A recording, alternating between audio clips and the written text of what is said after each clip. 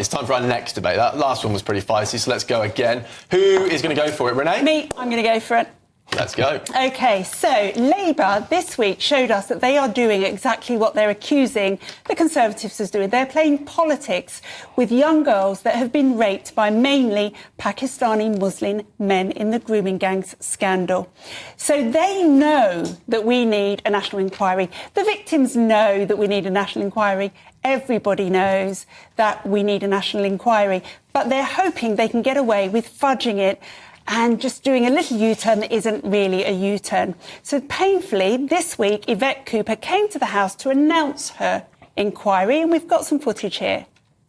Effective local inquiries can delve into far more local detail and deliver more locally relevant answers and change than a lengthy nationwide inquiry can provide. So Tom Crowther, KC, chair of the Telford Inquiry, has agreed to work with the government to develop a new framework for victim-centred, locally led inquiries where they are needed, and as a first step, to work with Oldham Council and up to 4 other pilot areas. Right, there was Yvette. So there is going to be an inquiry, but it will be local inquiries, not a national one. There'll be national support, but Yvette couldn't answer whether or not anyone would be compelled to give evidence in them, so basically not. They're going to put £10 million behind it, which is a bit weird because Telford alone costs £7 million. And they're only going to look at 5 towns, where our own Charlie Peters has showed us that 50 towns are affected. So what is the point of what they have announced? I mean, imagine you're one of those girls who's been ignored, who's been bullied, who's been taken back to her rapist by people in power, people that they trusted.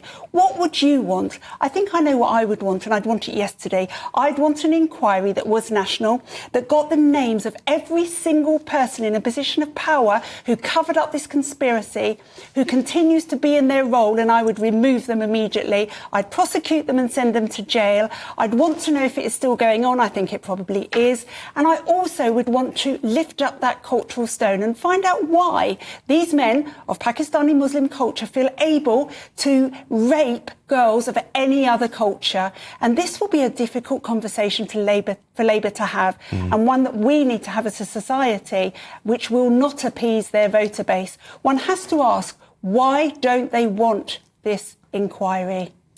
I'm just going to put this question to the whole panel, actually. Maybe you're right, Renee, they don't want it, but it does feel like the mood music is changing and it's going to happen anyway at some point. We're just doing a slow motion, it's like face-saving U-turn. Why? Why don't they want to do it? Because they don't want to swallow their pride. I mean, and as I'll go on to speak about in a moment, this is twice in a week Labour have failed to do a U-turn. Yeah. You know, these things. It's not a U-turn, and it keeps these things that they're doing keep being labelled as U-turns. They're not U-turns, and like you said, Renee, they feel like they can get away with saying they're doing something and just thinking that the public are going to say, "Oh, that's great," but actually, it's nothing to do. They're not doing anything that's been requested. Even what Andy Burnham, Dan Carden, who I'll mention the BBC didn't even report on when he first broke the party line. They did not even report the fact that the first Labour MP had broke the party line calling for a national inquiry.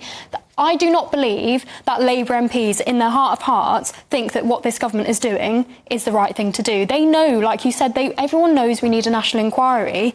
I can't believe that Keir Starmer hasn't faced more backlash from his backbenchers. The reality is they want local inquiries so they can isolate particular groups of people as just isolated evil people.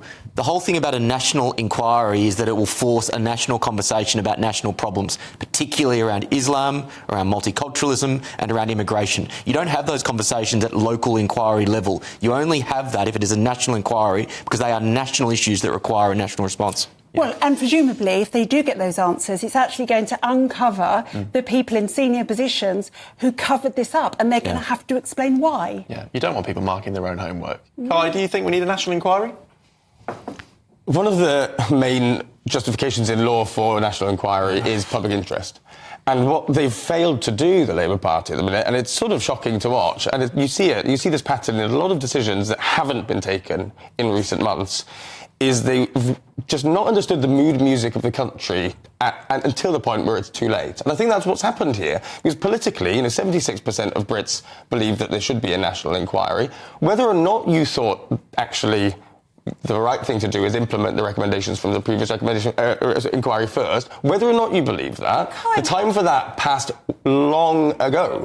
And they haven't gripped that issue well enough. And now I fear that anything they do, even this middle-of-the-road fudge, is not going to be enough for people. So we concur, and I agree with you, but why would any political party or person, single person, not want to investigate the multiple gang raping of children? But honestly, my honest view is I don't think it's fair for us to say, oh, there must be something else we're not seeing, or to suggest that these people, many of whom, Jess Phillips as a great example, have campaigned on these issues for years. No, I don't believe for a second, for a second that these people don't believe that this needs to be dealt with. However, I think it's just another case of not seeing the woods for the trees. Are they squeamish about being seen to be on the side of the wrong people? By which I mean they're placating the far right if they go for this national inquiry and if they go whole too quickly. And they're just, it's sort of a political choice. They're squeamish about everything really right now. Okay. Because they have, Labour base is a particular makeup of people in the UK,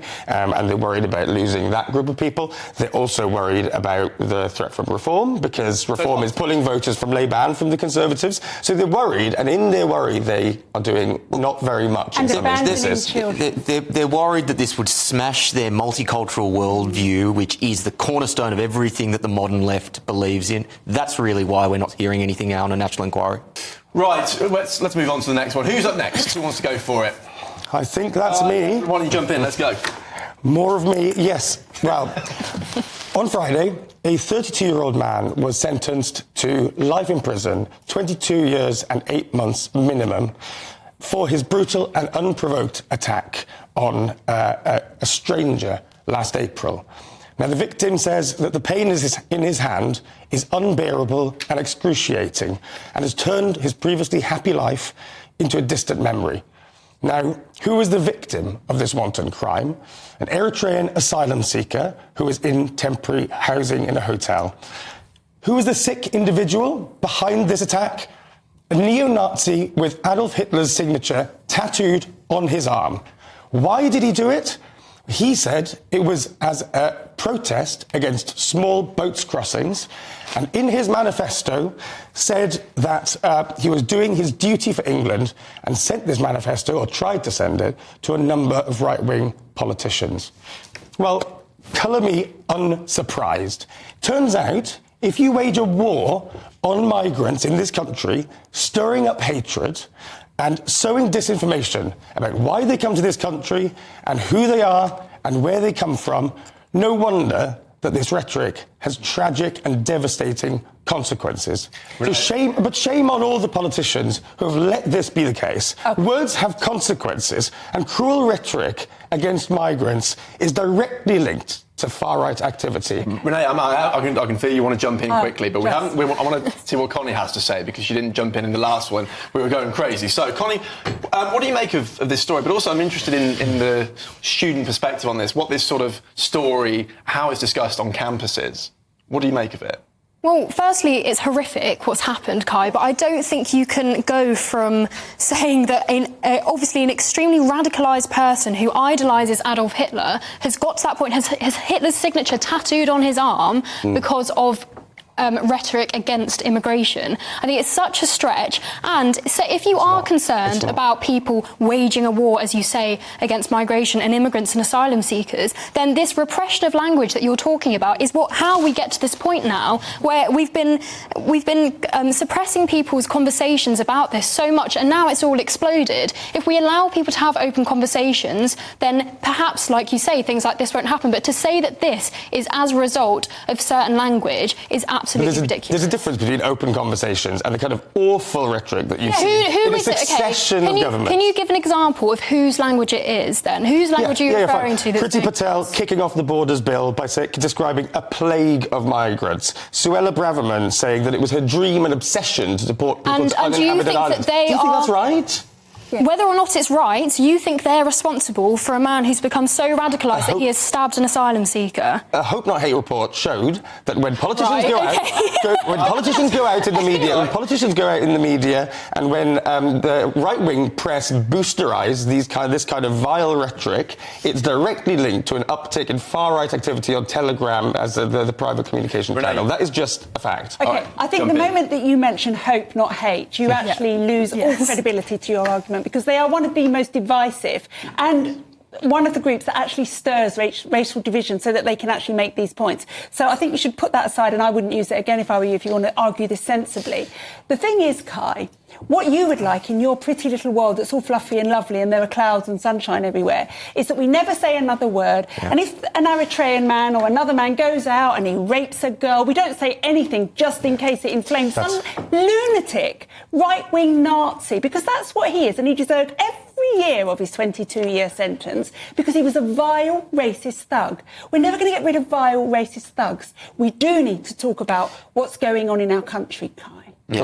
I think there's open conversations, as I said, there's open conversations, and then there's this extreme language that is redolent of the kind of things that you saw in some right-wing papers in 1939 about Jews fleeing Germany. It's exactly the same kind of narrative that's being peddled now by many of these outlets. The Jews now, when they pick the pro-Palestinian people march on our streets every week, Kai. I don't think that's right. You know that. Yeah. Well, you want to jump in? Yeah, I'm less worried about colourful language than I am about the root causes of these particular problems. The fact is, Kai, you are representative of this leftist mentality that says words of violence, that says we need to just push these things off into the corners, and that's how you get cover-ups like grooming gangs. That's how you get migrant crime, which is rampant across this country. We need to be less worried about the odd, colourful rhetoric and more worried about the problems themselves. I mean, Kai, isn't the Labour Party's current language on this pretty robust as well? Robust, but it doesn't go to the lengths that you've seen in successive Conservative governments and on the rest of the political right. Things like smashing the gangs, for instance, that reframing, that is going after exactly the right people it should, and isn't directing the anger and the rhetoric against the migrants themselves. So the people that's who are important. Of that these makes a sorts of difference. Crimes, people who are capable of these sorts of crimes are nuanced enough to distinguish these slight differences in language. Is that your argument? Because it becomes part of the culture. What we've seen is the mainstreaming of the extreme language in the last few years. So yes, things like this contribute. It's exactly that, because one might be a drop in the ocean, but it contributes to the hell of a lot more. Connie, I just wanted to jump back to you again, because I said earlier, the attitude to this on campuses, you're a student at the moment, I'm interested in how people in university campuses react to these sorts of stories, and, you know, Kai's talk about language and how we discuss immigration and asylum. What's it like at university at the moment on these sorts of issues? Well, like Will was saying, it's very much the mainstream student view that words are violence, but on this topic specifically, you wouldn't dare discuss immigration at university in case, because even saying anything, I imagine that you would get shut down quite quickly. But yeah, words of violence is a very common narrative. Right. Would you be able to talk about the right-wing Nazi thug? Oh, of course you would, yeah. Well, there we go. All right.